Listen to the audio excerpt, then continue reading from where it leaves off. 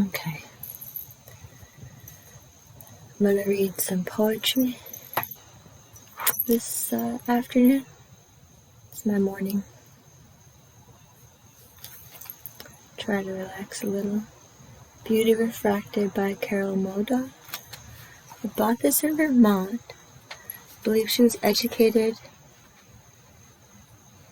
in Massachusetts, and now she lives in Santa Fe. No, I found this in Vermont. I got this book in Vermont. She was from Massachusetts and then Santa Fe.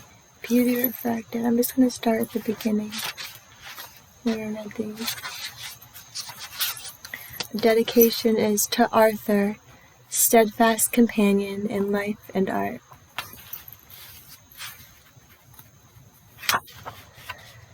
Another dedication is a quote. Slipping in between the beauty coming and the beauty gone. And that's a quote from Wordsworth. From, I guess, a poem called My Sweet It Is with Unuplifted Eyes. Most sweet it is with unuplifted eyes.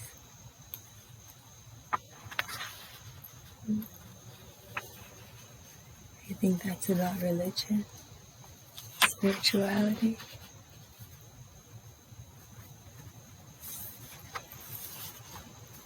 Pie in the sky. That's what Utah Phillips says. I think it's bigger than him though. This is a poem called Of an Age. Less sleep, but fewer tears. Prayers pared down to tweets. Desire scrubbed of sullenness. A propensity for sweets. But not truffles. Truffles I find too dense.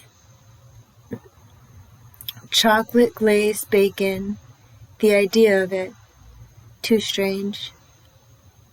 Fads tempt less, a glass raised, in sentiment more.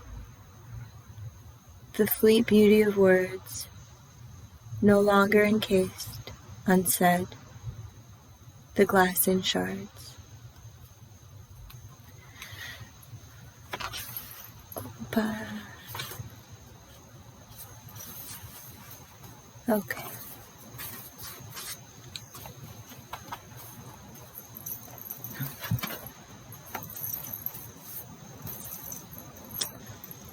This is a book. I don't know where it came from. The Women's Day Book of Wildflowers by Jean Hersey from Simon & Schuster. I suppose it had a sleeve one day.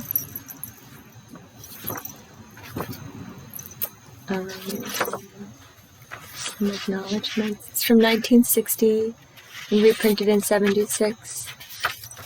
It's for Bob, this book, with whom I have loved wandering and exploring wilderness areas. Bob is from the Vagina Monologues also.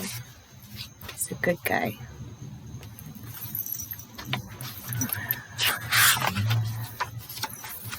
Wild Magic. It's her forward, I suppose. A woodland trail is a path to discovery and adventure into a new realm. The breeze stirs the trout lilies on the stream bank. I used to work at a little store called Trout Lily. Filtered sun dances over their jaunty golden petals. I don't remember them being golden. Clean cut. Oh, I only saw the leaves. Clean cut but crowded leaves of wild lily of the valley stand near. On the bank beside the rocks, a few hepatica plants lift fresh blue blossoms dusted with white stamens from a bed of last year's rusty leaves. Christmas ferns rise out of the earth in clusters of silver-white buttonhooks. In the shallows, skunk cabbage unwinds its shell-like forms. Skunk cabbage is my favorite. I'm so weird. A quiet theme, this. A refreshing, renewing scene. Backgrounding the beauty of the wildflowers are the sounds and rhythms of nature. The breeze moves plants, the stream murmurs. You watch the weaving of 5 trout in the watery depths below, an old stump there. You listen to a rustle somewhere in a branch above. A bird calls, and feathery wings carry him off. In the leaves at your feet, the faintest, fastest sound, and a small orange lizard darts behind a pine cone. You are but a visitor in this woods, where worlds penetrate worlds. If you whisper and move gently, can you keep from being an intruder?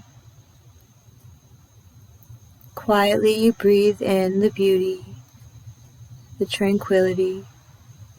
For a few moments you merge with it. You are a lizard darting over wet brown leaves, the rhythm of the weaving trout. I like the spider webs. Spiders. And the sun, you can't see them until the sun shines on them. A world of wildflowers is vast and exciting. Here is nature unobstructed. Here no hand of man has planned or fashioned that sweep of snowy starflowers, those marsh marigolds in the swamp, or that ledge of trailing arbutus above the path. In nature's private sanctuary, man is never master or teacher, but always student and learner.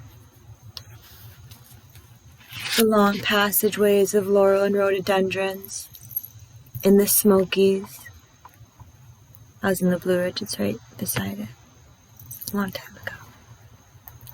With their tall, unpreaching limbs, the laurel and rhododendron. They're not good to burn. Don't burn them. You'll see. Are like the vaulted aisles of European cathedrals. You pause in wonder and awe. What stillness is here? And a kind of solitude that is never loneliness. What you see, what you feel, stirs and quickens your own deep centers and touches your depths. It reminds me of somebody, too.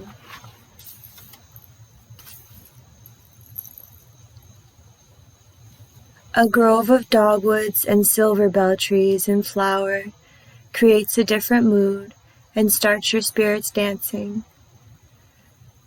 I have stood hypnotized before a mountainside of nodding white trillium in the Blue Ridge Mountains. I have felt my spine tingle with joy and excitement driving across the plains of Texas, where blue bonnets reach the horizon on all sides. What magic lay in that locust grove on Cape Cod one fresh June day, with blankets of blue lupine folding everywhere over the earth.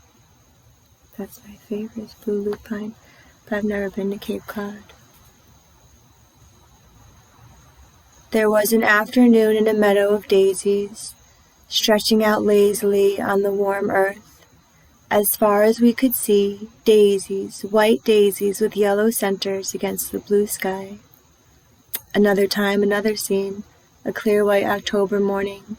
The sea was blue, the sky was blue, the sand was white. Everywhere spires of goldenrod were bending in the breeze.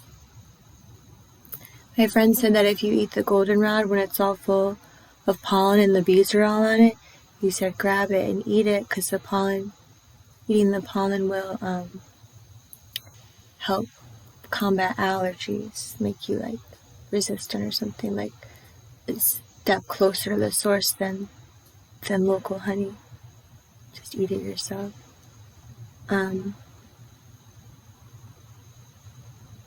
Yeah. Wildflowers are nature on her own terms, a realm where man is humbled in a healthy manner. Who of us but is moved to bow in reverence before that spread of stately pink lady slippers under the pines? Wildflowers are a constant surprise. You never know what you will come upon around the next bend, over the next dune, or just beyond that wooded copse. These are the plants whose lives prove no man-made theories or concepts. They bloom to bloom. They give their beauty, their fragrance, their nectar, just to give. They form seeds and spread, create and recreate, merely to be. So much of our lives is focused and directed to worldly ends. Not that there is anything wrong with worldly goals and directions. Mankind and civilization need both. But it's also good to be aware of aims different from those of man. It is revitalizing to touch a world where purposes involve being rather than doing or achieving. How uncluttered and simple is the life of a wildflower, unorganized, unplanned, unstructured in the human sense. As part of a larger destiny, these plants have much to tell us when we pause, when we look, and when we listen. She didn't mention globe mallow. In Arizona and New Mexico probably too. In Tucson, in the rainy season, in the early summer, first half of the summer, there's lots of flowers. People go to Tucson just to see the wildflowers bloom. It's so pretty. Globe mallow. And I like the Indian pipe here. That comes up early in the leaves, like she said, that it's just like clear, it's like milky white. Strange little flower. And then before she gets all to the identifications and everything,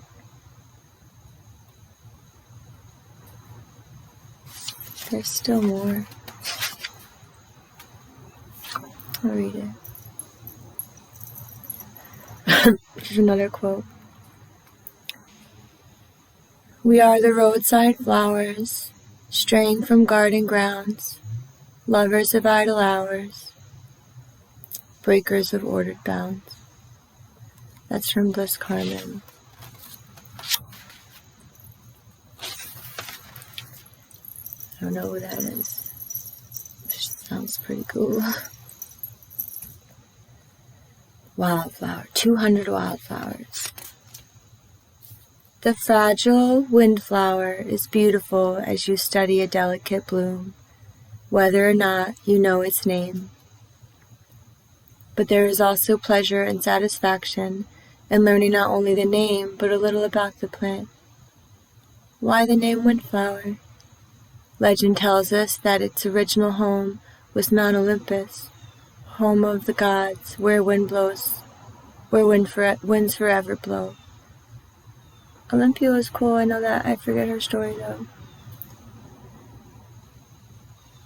While admiring creamy white flowers in casual clusters, it is fascinating to learn that they are called New Jersey tea, and that American soldiers boiled the foliage and drank the brew in revolutionary times when real tea was difficult to get. In other words, it is provocative and exciting to be able to identify wildflowers, to know their names and a little bit about them. The simplest way to identify a wildflower is by color and season of bloom. This book divides 200 of the more common varieties into 4 color groups, each broken down according to the time the blossoms appear. The 4 color groups are white, variable, and off-white, green tints. The second is clear blue, lavender, and purple. The third is yellow, and orange. The fourth is pink, purple, red, and red. Seasons of bloom are spring, which is March, April, May, here in North America, I suppose. Summer, which is June, July, August. And fall, September, October, November. Pretty self-explanatory there. The color breakdown is a little arbitrary, since variables such as soil nutrients and climate alter color from one region to another, and even within the same few miles, the quality of the earth varies and tones may be different. The gentians are deeper in color in high altitudes and under mountain conditions than they are in a low field. Wild columbine shades may be stronger a few miles up the hill than down in the valley.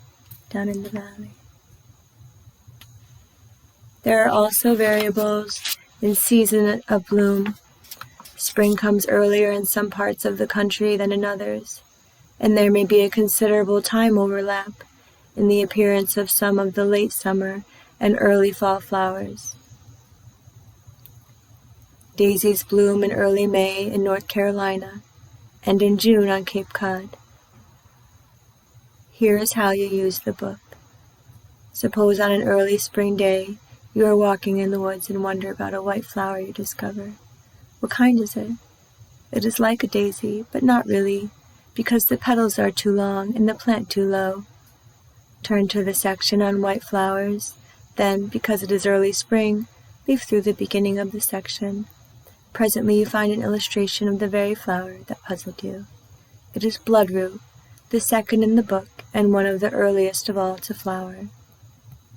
Or possibly on an October day, you are walking along a dirt road, and here in part shade is a whole clump of flowers blue as the sky above. Each one has 4 fringed petals. What can it be? To identify, turn to the blue section, and toward the end, because it is a fall flower, and there, in the illustration, you see the same blossom and recognize it is as the fringed gentian.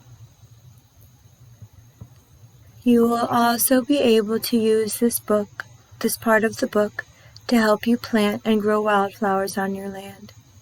In the several categories included in each caption, you are given hints and specific instructions on the location where a plant will grow best, the kind of soil needed, the time to transplant, ways to propagate, the range in which it is found, whether it is easy or difficult to grow. You will also learn a bit of beguiling history, perhaps where the plant came from originally. Occasionally some old-time lore or facts will enlighten you about its ancient uses.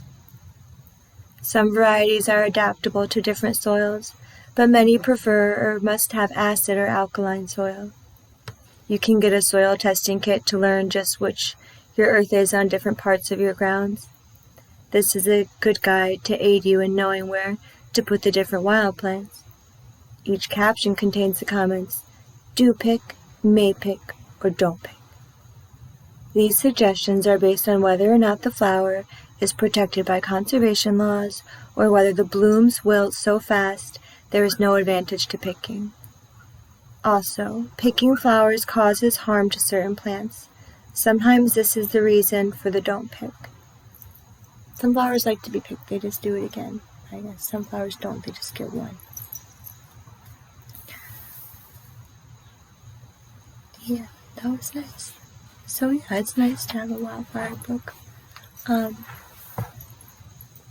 Give us bread, but give us roses. A lady wrote that song. And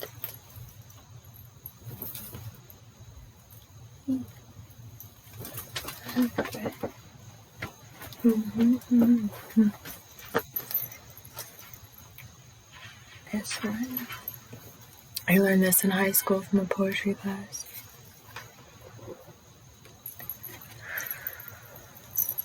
It's called Diving into the Wreck by Adrienne, who passed away in 2012.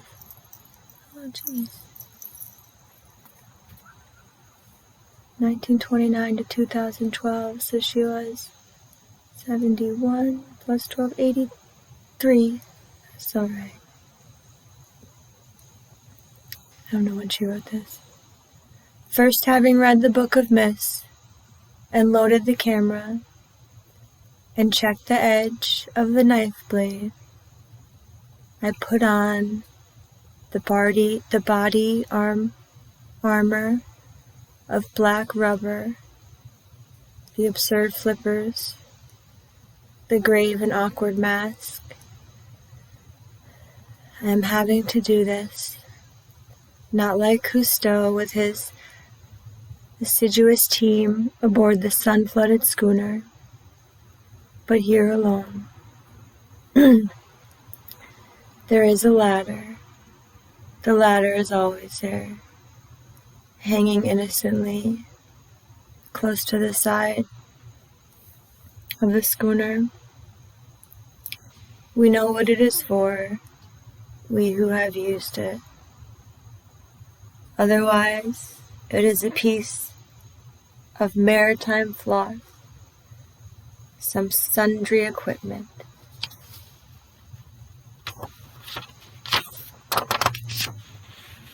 I go down, rung after rung, and still the oxygen immerses me, the blue light, the clear atoms of our human air. I go down. My flippers cripple me. I crawl like an insect down the ladder, and there is no one to tell me when the ocean will begin. First the air is blue, and then it is bluer, and then green, and then black. I am blacking out, and yet my mask is powerful. It pumps my blood with power. The sea is another story. The sea is not a question of power. I have to learn alone, to turn my body without force in the deep element. And now it is easy to forget what I came for, among so many who have always lived here, swaying their crenellated fans between the reefs. And besides, you breathe differently down here. Is she talking about the coral? Like fans. I came to explore the wreck. The words are purposes. The words are maps. I came to see the damage that was done and the treasures that prevail. I stroked the beam of my lamp slowly along the flank of something more permanent than fish or weed. The thing I came for. The wreck and not the story of the wreck. The thing itself and not the myth. The drowned face always staring toward the sun. The evidence of damage.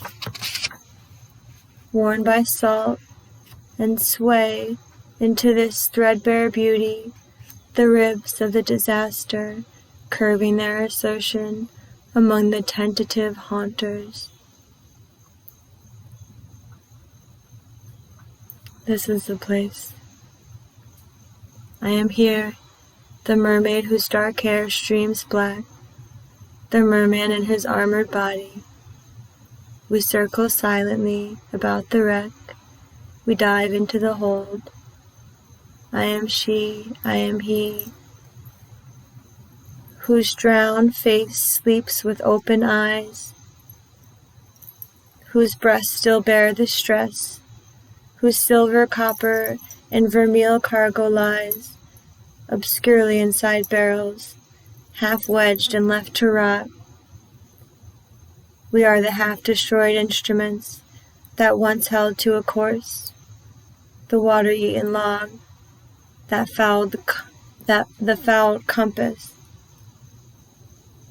We are, I am, you are, by cowardice and courage, the one who find our way back to this scene, carrying a knife, a camera, a book of myths in which our names do not appear.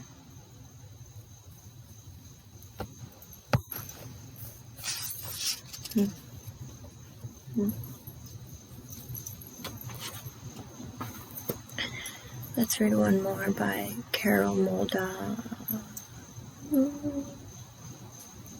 Beauty Refracted. Since we started with this, I'll end with this. Loop. I'm not going to pronounce this right.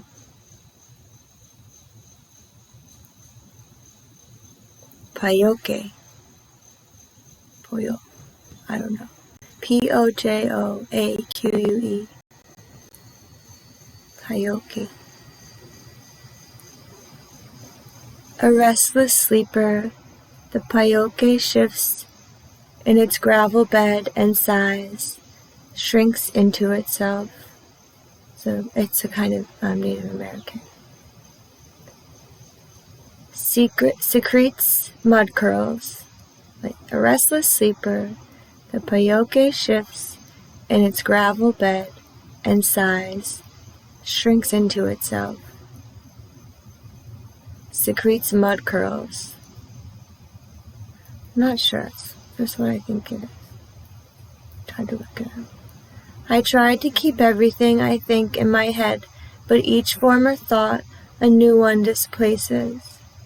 By the time I'm home, I forget them all.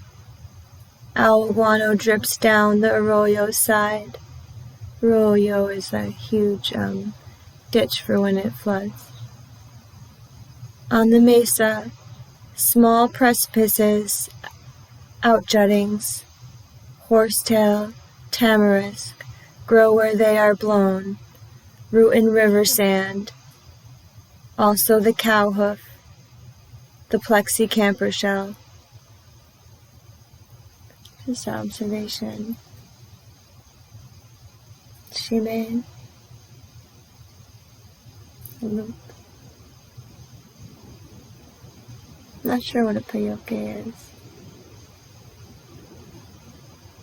It does have something to do with Native Americans, so you can tell. Pojoaque. There's another one. Dream loop number 1. To suffer a loss of limb, my right arm, my writing arm. The foot I flex as I think, to be crushed like a clove under Krishna's juggernaut, pressed to a verjuice of tears, even on waking whole, night's grief unstaunchable, my father barefoot in the snow. Strange little poems.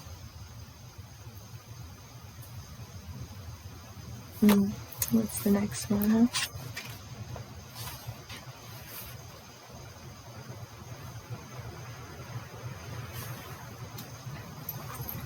A measure. Did he hear? He raised a brow. The prayers Rabbi Martyr led, arms around his hospital bed. Her chant transported us, at least. No one knows, until it's too late to do the living any good. What the dying, let alone the dead, hear, how near they stay before they really go. Alright, that's a good one.